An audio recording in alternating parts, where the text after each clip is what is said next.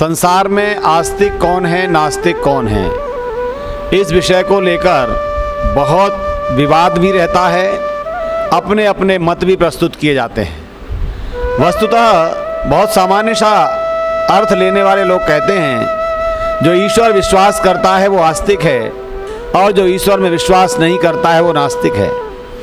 लेकिन आपको मैं बताना चाहूँगा, महर्षि मनु ने मनुस्मृति में कहा, नास्तिको वेद निंदकः, नास्तिक वह है जो वेद की निंदा करता है।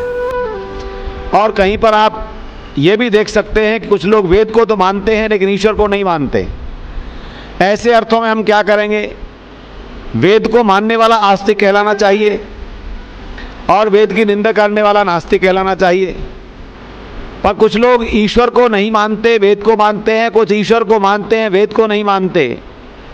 ये विवाद का विषय आस्तिक और नास्तिक के लेकर के है। भारतीय ज्ञान परिप्रेक्ष्य में, भारतीय ज्ञान परंपरा में सृष्टि का आदि ग्रंथ वेद है और वेद का ज्ञान मानव मात्र के कल्याण के लिए है। किसी जाति, धर्म विशेष, स्थान विशेष, वर्ग विशेष, काल विशेष के लिए नहीं है। ऐसी चर्चाएं जो मनुष्य के द्वारा न की गई हों वे किसकी चर्चाएं कहलाएंगी? अर्थात जिसकी स्थापना, जिस सिद्धांत की स्थापना किसी मनुष्य ने न की हो, वो वह सिद्धांत ईश्वर का सिद्धांत है। इसीलिए महर्षि दयानंद जी ने इस युग में आकर कहा कि वेद परमपिता परमात्मा की वाणी है, जो सृष्टि के आदि से ज्ञान चला आता था। महाभारत काल में आते आते जिसमें परिवर्तन हुआ, महाभारत के उपरांत ईश्वर के मानने में भी अनेक मत स्थापित हुए, वेद को लेकर के भी पक्ष और विपक्ष स्थापित हुए। लेकिन आधुनिक युग में प्राचीन बात को करने वाले महर्षि दयानंद सरस्वती जी ने कहा, ईश्वर को मानना आस्तिकता है, ईश्वर के ज्ञान को सर्वकालिक ज्ञान मानना आस्तिकता है। तो आज आप ये निश्चय कीजिए, ईश्वर और वेद दोनों जब किसी प्रकार भी भिन्न न होंगे तब हम आस्तिक और नास्तिक का निर्णय कर पाएंगे।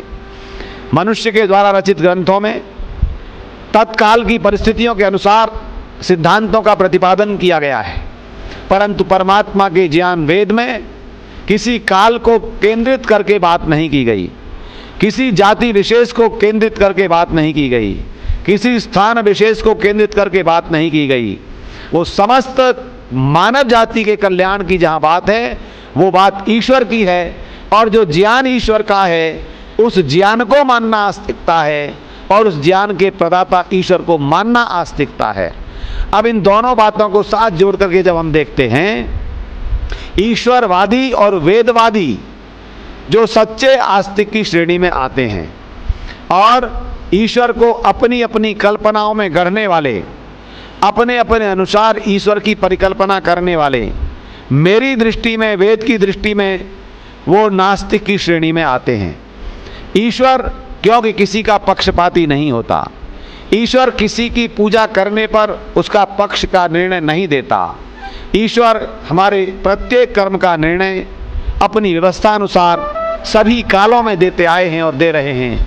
इसलिए हमें जानना है जो निष्पक्ष ईश्वर है, जिसका किसी प्रकार का भेदभाव नहीं है, वह ईश्वर जिसके स्वरूप को वेदों में प्रतिपादित किया गया, सपर्यगास शुक्रम अकायम अव्रणम अस्नाविरम शुद्धम अपाप विद्धम कबीर मनीषी परिभू स्वयंभूर याथा तथ्यतो अर्थान वेदात् शाश्वतीभ्य समाभ्य। ऐसा वह ईश्वर जो पहले से सभी स्थानों पर पहुंचा हुआ है, जो ईश्वर शुक्र स्वरूप है अर्थात जिसमें कोई दोष और मलिनता नहीं आती है, अकायम जिसका कभी शरीर नहीं बनता, कभी अवतार लेने की आवश्यकता नहीं पड़ती, इसलिए वह अकायम है। और जब काया नहीं है तो अव्रणम अस्नाविरम, उसको कोई घाव नहीं, कोई स्नायु तंत्र का विधान नहीं, ऐसे शुद्धम अपाप विद्धम जो कभी किसी पाप से विध न सकता हो। पाप से बहुत सारे अर्थ ले सकते हैं, किसी कष्ट में पीड़ा में न आता हो, ऐसा वह ईश्वर। कबीर मनीषी परिभू स्वयंभू, वही क्रांतदर्शी प्रभु है, सार्वकालिक ज्ञान देने वाला प्रभु है।